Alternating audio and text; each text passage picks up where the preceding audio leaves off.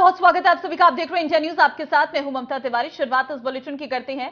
जबलपुर से खबर आपको देते हैं, जहां पर पुलिस ने आशा कार्यकर्ताओं को कैद किया है। जबरन सैकड़ों महिलाओं को टाउन हॉल में बंद किया गया है। लाडली बहना महासम्मेलन में पहुंची थी आशा कार्यकर्ता और पुलिस ने टाउन हॉल में बंद कर गेट पर ताला लगाया है। मुख्यमंत्री से मिलने पहुंची थी सैकड़ों महिलाएं।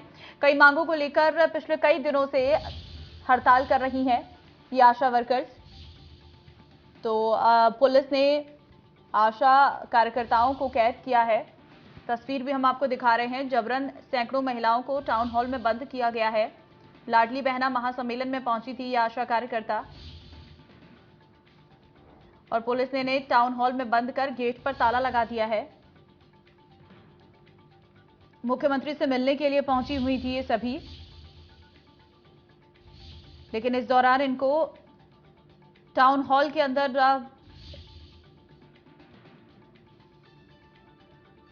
बंद कर दिया गया है और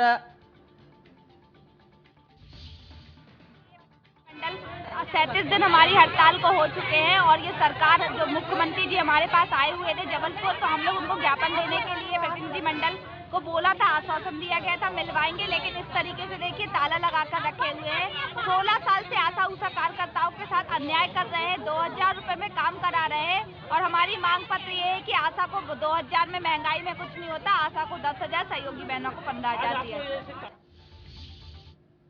चलिए सीधे हमारे संवाददाता जगदीश इस वक्त अधिक जानकारी के साथ जुड़ चुके हैं। जगदीश, जानकारी दीजिए, आशा वर्कर्स को टाउन हॉल के अंदर बंद कर दिया गया है, फिलहाल आपके पास क्या जानकारी है?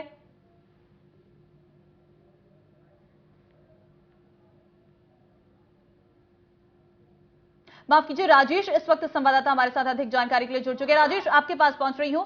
सवाल यह है कि टाउन हॉल के मेन गेट पर ताला लगाया गया है और आशा वर्कर्स को अंदर रखा गया है, फिलहाल क्या अपडेट आपके पास? बिल्कुल ममता, देखिए आपको बताना, लगभग 37 दिनों से आशा उषा कार्यकर्ताओं की हड़ताल लगातार जारी है। तरह तरह से प्रदर्शन जो है वो अपनी मांगों को सरकार तक पहुंचाने का प्रयास है। और आज जब मुख्यमंत्री शिवराज सिंह चौहान लाडली बहना महासम्मेलन में शामिल होने के लिए जबलपुर पहुंच रहे थे, तो उस समय भी इनका प्रदर्शन था, इनको मुख्यमंत्री से मिलने जाना था। लेकिन उस बीच में टाउन हॉल में जहाँ इनका प्रदर्शन चल रहा था वहाँ कहीं ना कहीं इनको रोका गया, कैद किया गया। पुलिस भारी संख्या में मौजूद रही। अब चूंकि इनको निकाला गया है, कलेक्टेड में ये धरना प्रदर्शन लगातार दे रही हैं। अपनी मांगों को लेकर 37 दिनों से लगातार हड़ताल पर हैं। आप देख सकते हैं तरह तरह के बैनर जो है वो अपनी मांगों के संबंध में ये ली हुई है। लगातार नारेबाजी और प्रदर्शन जो है वो इनका 37 दिनों से जारी है। मांग सिर्फ है कि हमारी जो लगातार अपनी मांगे सरकार तक पहुंचाई हैं, उन मांगों को पूरा किया जाए। पूजा कन्नौजिया जी हमारे साथ महासचिव हैं आशा उषा यूनियन कार्यकर्ता संघ की।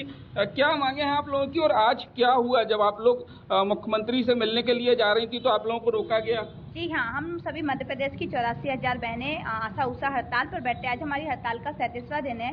हमने बिल्कुल नियम से सूचना दी और कलेक्टर सर को, पर हमको पुलिस ने बंद कर दिया, बहुत ही गंदे तरीके से बंद किया। महिलाएं थी, महिलाओं को किन चीज़ की आवश्यकता नहीं होती है और कई महिलाएं गर्भवती भी थी उसमें, और ना पानी की सुविधा ना बाहर जाने की सुविधा। ऐसे बिना बताए आशाओं को बंद कर दिया गया, ताला लगा दिया। इतनी मतलब आशा उषा कार्यकर्ताओं ने, ऐसा लग रहा था जैसे हमने कोई जुर्म किया है। अगर आप देखें तो जुर्म करने वाले लोग कितने दिलेरी से घूमते हैं और आशा उषा कार्यकर्ता अपनी न्याय की लड़ाई के लिए 37 दिन से बैठे हैं। कोई भी अधिकारी, कोई भी कलेक्टर सर के आदेश से कोई भी आशा को एक गिलास पानी तक नहीं दिया और ऐसे में उनके साथ इतनी कठोरता दिखाई गई। और एक तरफ तो लाडली बहना के लिए आप चेक बांट रहे हैं। जो बहनें आपके लिए काम करी हैं, आप बता दीजिए हम आपकी कौन सी बहनें हैं जो 16 वर्षों से आपके लिए ईमानदारी से काम करी। आज आप देखेंगे मुख्यमंत्री का, आज आप लोगों को क्या प्रदर्शन था जिसके चलते आपको टाउन हॉल में रोका गया? आज हमारा कोई प्रदर्शन नहीं था, बस हमारे प्रतिनिधि मंडल को मुख्यमंत्री जी को ज्ञापन देना था और हमारा कोई ये प्रदर्शन नहीं था। प्रदर्शन ये रहा कि ग्वालियर की बहनों के साथ भी ऐसा ही हुआ। 16 तारीख को सभी को इंतजार था कि आशा उषा कार्यकर्ता के हक में न्याय में कोई बात होगी। वहां से शिवराज सिंह चौहान जी, मुख्यमंत्री जी, लाडली बहनों की घोषणा करने वाले मुख्यमंत्री जी अपनी बहनों को ऐसे ही छोड़ आए। वीडियो ऑडियो वायरल है, आप देखें, उन्होंने खिड़की खुली थी पर उन्होंने उनसे नमस्ते भी नहीं किया। ये जो संस्कार है कहाँ से है? आशा उषा कार्यकर्ता जिन्होंने दिन रात आपके लिए काम किया है, आज आप उनसे बात तक करने को तैयार नहीं है। पता नहीं उनके लिए कौन सा लगातार 37 दिनों से आप लोग हड़ताल कर रहे हैं, तरह तरह से प्रदर्शन कर रहे हैं, क्या मांगे हैं आप लोगों की जिनको आप सरकार तक पहुंचाना मांग बस इतनी सी है कि अन्य राज्यों की तरह हमें भी अतिरिक्त वेतन दिया जाए, जैसे कि हमारी मध्य प्रदेश सरकार बार बार बोल देती है कि आप प्रेरक हैं, प्रेरक हैं, प्रेरक हैं। प्रेरक को कौन डंडे लेकर काम कराता है? आप हमको डंडे देकर काम कराते हैं, हमसे शासन की एक एक योजनाओं का पूरा लाभ जनता को पहुंचवाते हैं। हम यही तो कह रहे हैं कि जब हम शासन की योजनाओं को घर घर तक पहुंचा रहे तो हमें शासकीय कर्मचारी का दर्जा और जीने लायक वेतन दिया जाए। और जीने लायक वेतन में वर्तमान में यही आवश्यकता है कि आशा को 2000 का बढ़ाकर 10,000 और सहयोगी को 10,000 का 15,000 दिया जाए। और आप देखेंगे बाकी सारी राज्य सरकारें दे रही, लेकिन मध्य प्रदेश सरकार आशाओं को 1 रुपए भी नहीं दे रही है।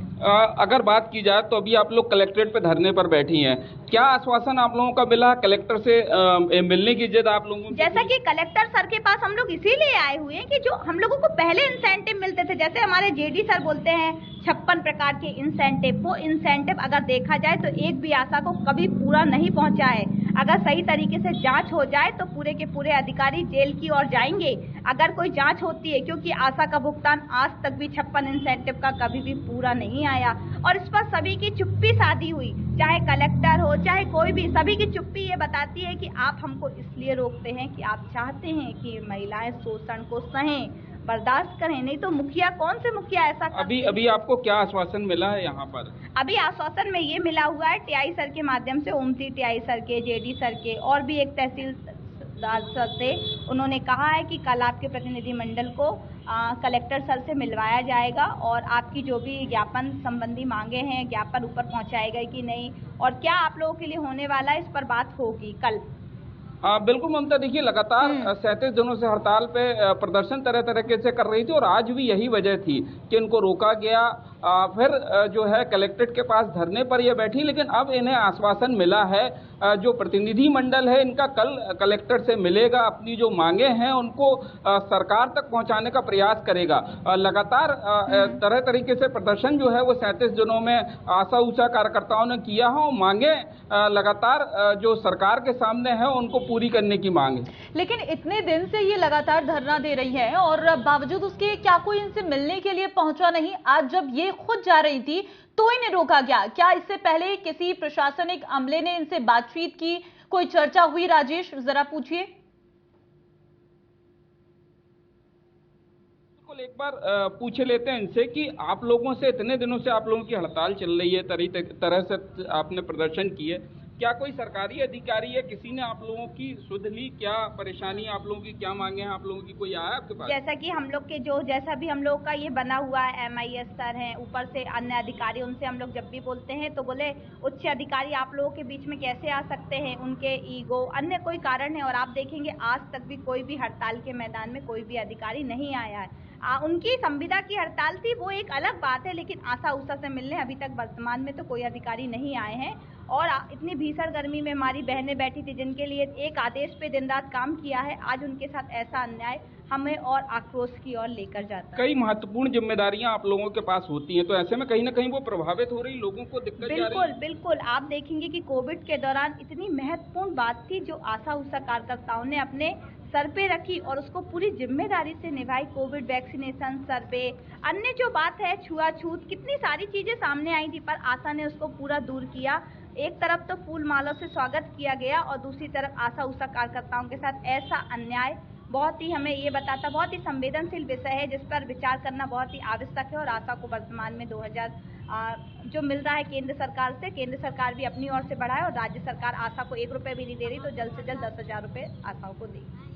बिल्कुल, देखिए इनकी मांगों को लेकर लगातार प्रदर्शन और हड़ताल लगातार करती रही, लेकिन अब तक किसी भी विभाग से, किसी भी सरकारी अधिकारी ने इनसे संपर्क नहीं किया। और यही वजह है कि अब धीरे धीरे जो हड़ताल है वो आक्रोश में तब्दील होती जा रही है। और यही वजह है कि आज जो प्रतिनिधि मंडल है वो CM से मिलना चाहता था और यही वजह थी कि इन्हें टाउन हॉल में रोका गया, कैद किया गया, पुलिस भारी संख्या में तैनात थी। और जब CM का आना कैंसिल हो गया तब कहीं ना कहीं वहां से इन्हें निकलने की अनुमति दी गई।